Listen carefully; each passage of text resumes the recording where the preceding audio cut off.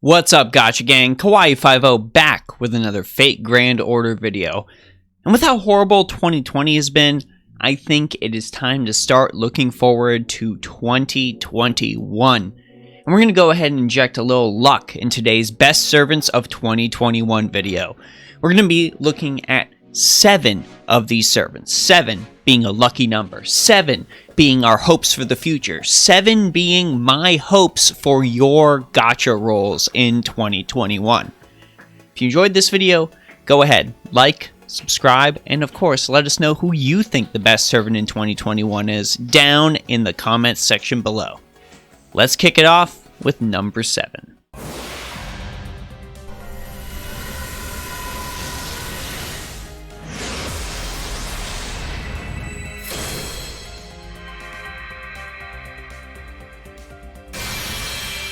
Number 7 is our 4-star archer, Ashwatthama, who's going to show up when Yuga Kishtera comes out. And gang, Ashwatthama isn't just a magnificently designed servant when it comes to looks, but that extends to his kit as well.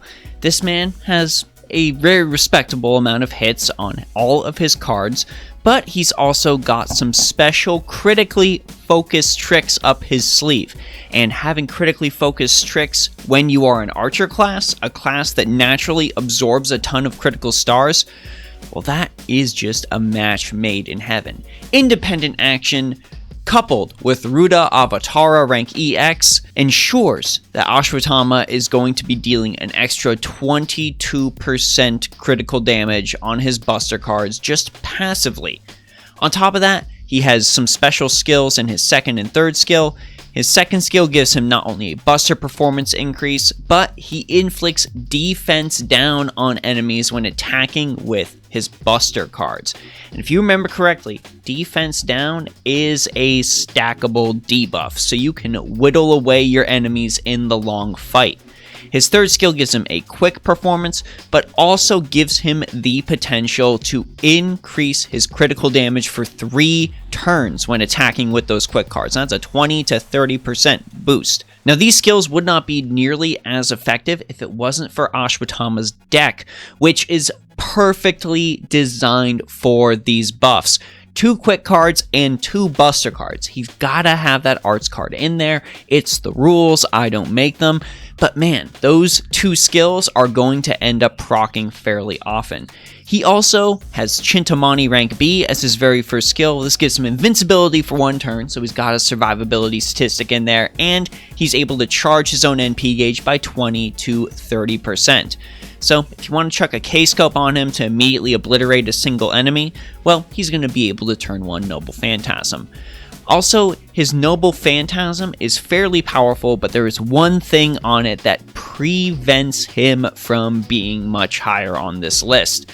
It does remove an enemy's defensive buffs, but it is after damage is dealt, not before. That is unfortunately a shame, but if you do hit on that damage with that Noble Phantasm, it does deal extra damage based on Ashwatthama's remaining HP.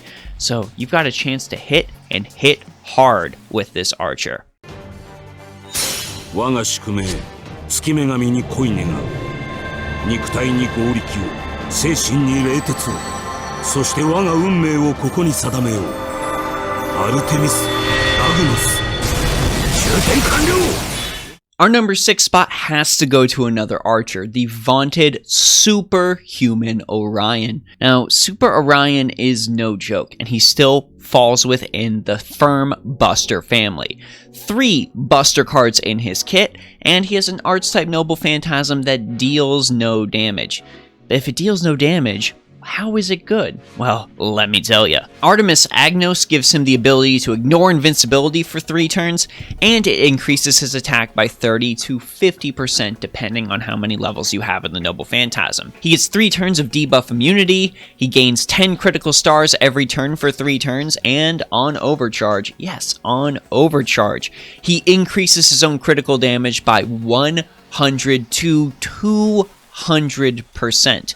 When you combine this with his third skill, Bowman of the 3 stars, that, at best, is a whopping 300% critical damage increase on his buster cards. But even then, worst case scenario, 150% extra critical damage, plus 12% critical damage from Independent Action EX, 162% critical damage. Yeah, that ain't bad. And it is no surprise that there are videos circulating around on the internet where you see Orion critting for damage in the millions. That's right, single punches doing 1,000,000 damage. It is actually possible with this man and his slew of buster crit buffs and attack buffs. He has his own form of Guts that grants him critical stars and also increases his own attack, and his very first skill is a one-turn buster performance that increases damage against beast or demonic enemies for one turn. That second part you might not be using very much, but it is still an absolutely loaded skill. Some things that keep Orion from going a little bit higher are the fact that, well, he's very focused on using that Noble Phantasm to get his bonus damage. And with only one arts card and one quick card, he needs a lot of team help in order to reach that vaunted Noble Phantasm. He needs to succeed. He's a very, very burst-oriented character. But if you have the team to build around him with, Super Orion can be a very powerful single-target archer. 水天幕府大屏風魔剣剣聖何するものだこれぞ武蔵の戦なり Our number 5 servant is a summer servant. Yeah, we weren't getting out of this without mentioning a summer servant. And it is Miyamoto Musashi Berserker. Now, you might be asking, Kawaii50, why are you mentioning an arts type Berserker? We are in the quick and buster meta.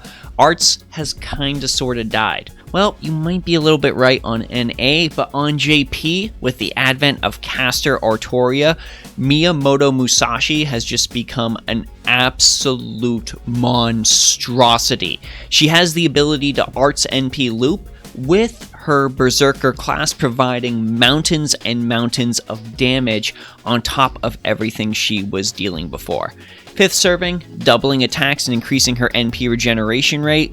Well, you follow up her Arts Noble Phantasm with some arts cards and you are going to pretty much guarantee that loop. Yes, she does have a couple of demerits. Her 3rd skill does deal 5,000 damage to her, but it also grants her Guts, so even if she unluckily gets hit, you are still going to be able to survive. And ignore invincibility, well, ignore invincibility is going to be very, very useful on a lot of quests. She also has some extra survivability in the form of Excel Turn. The evasion is nice, but you are mainly using this for the critical damage boost. Just her ability to regain her NP, her ability to reduce enemy defense, her ability to consistently loop her Noble Phantasm with a caster Artoria means that Miyamoto Musashi is a servant, while not necessarily super powerful the year she comes out, will play well in the long game. If you pull a Miyamoto Musashi Berserker, you are actually going to be set for the foreseeable future. And we've really got to consider that when it comes to making these videos.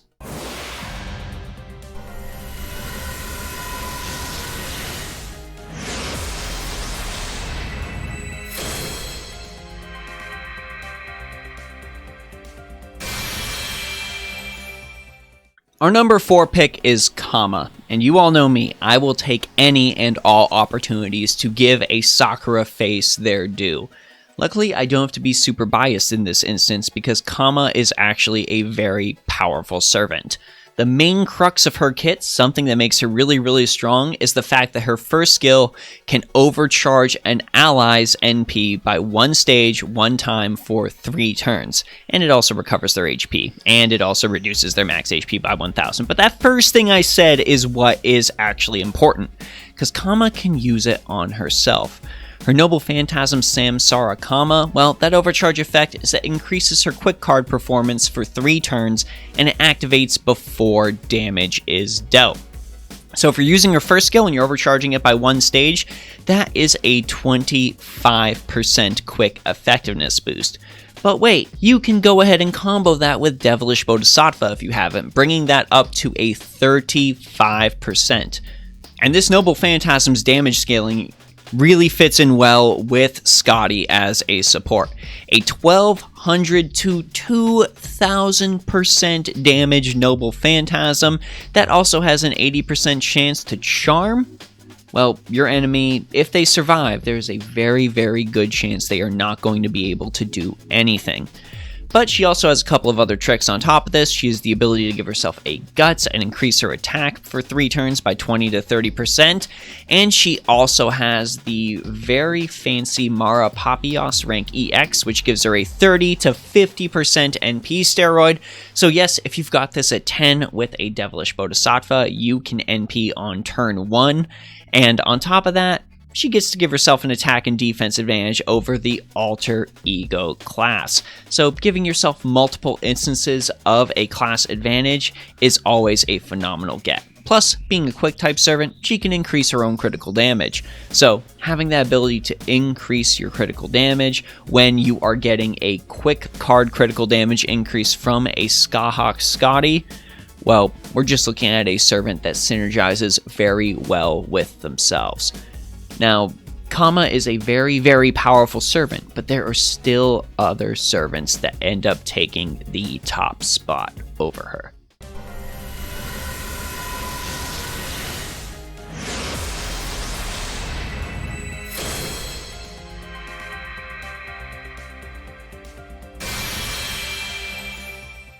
Number 3 servant just had to make this list, but the question was where?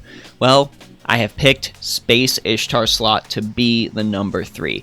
This servant is just so versatile, mainly because she has the ability to change the type of her Noble Phantasm. Yes, she can have her Noble Phantasm be Arts, Buster, or Quick, depending on who you want to have supporting her. Whether you have a Tamamo, you have a Merlin, you have a Skahawk Scotty. It doesn't matter who you have as your premier support, Space Ishtar is going to fit on that team. Her Noble Phantasm also has a very fancy mechanic where it increases the damage of her extra attack by 100% for 1 turn. So your extra attack is actually going to be giving you some gains. Her Noble Phantasm also has that sought-after NP damage increase that activates before damage is dealt. Whenever we can get that, that is a big win for our Chaldea. But she's also got a couple of other abilities besides her second skill that allows her to select her NP command card type, though that is just her premier skill. Her third skill is a solid 30 to 50% NP gauge charge, which seems like it needs to be the standard for pretty much every servant going forward. And she also has an 80% chance to increase all of her card performance by 20% for 3 turns. Now that's still an 80% chance. It can be sort of lame when that doesn't activate when you need it to, but you can always chuck in an Ozymandias if your friends have it. I know that's a lot to ask, but you can chuck an Ozymandias in there, pull him out, and bring that up to a 100% chance. Her first skill is actually pretty strong as well. Devil Sugar increases her own attack and also increases the party's attack except herself by an additional percentage amount. She gets a 20% increase, but her party can get up to a maximum of a 50% attack increase, ensuring that even if you don't draw the cards you want, you're still going to be able to do a solid amount of damage. 奇策冷血をもって終わらせましょう。炸裂するは企画一陣。必要な犠牲でした。Yeah, everyone, I did it. The second best servant in 2021 is a 2-star freebie servant that absolutely anyone can get. But this is a 2-star freebie servant that I am definitely grailing to 100. CHEN GONG is absolutely monstrous. It would take a very long time to explain exactly how potent the CHEN GONG method is, so you're just going to have to wait for me to put out his video during the 4th anniversary. But gang, the CHEN GONG method is one of the strongest farming methods in the game, and is also a very, very powerful method when it comes to fighting challenge quests as well. Go ahead. Finish watching this video, go ahead and take a peek at any given CHEN GONG video on the internet, and you are going to be absolutely aghast. A 2-star servant can do this, a freebie servant can do this amount of damage? How is this even possible? Well gang, that is just what sets Fate Grand Order apart from so many other gacha games. Yes, even the freebie characters can be useful, and Chen Gong is no exception.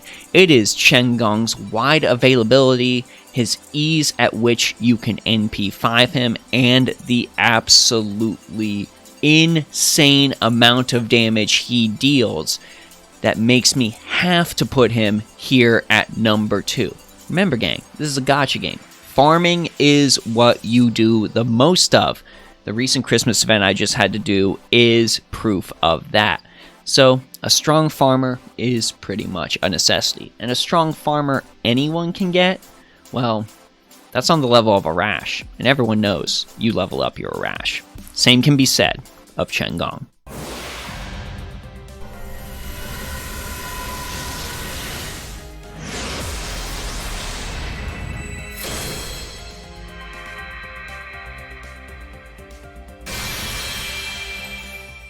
Here he is, everyone.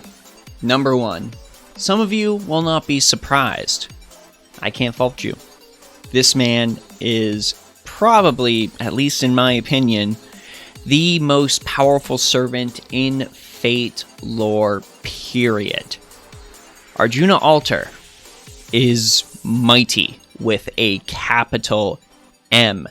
This man has everything going for him and very, very few drawbacks. Arjuna Alter has a Guts ability. He can recover his own HP every turn for 3 turns. Arjuna Alter can increase the Crystal absorption of his Buster cards while charging his Noble Phantasm gauge. Arjuna Alter can increase his attack by 20 to 30% for 3 turns and deal extra damage to enemies that have a debuff. His Noble Phantasm inflicts a debuff, and that debuff is Buster resistance down for 3 turns at a 20 to 60% depending on the overcharge level. He has 3 Buster cards on top of his Buster type Noble Phantasm. It astonishes me. It astonishes me the level of love that was given to Arjuna in this incarnation. Arjuna Alter is not only the best Berserker in the game, and I will hold that title until my dying day. I will stand behind that. I will die on that hill. He's not only the best Berserker, but he has the potential to be the strongest damage dealer, period.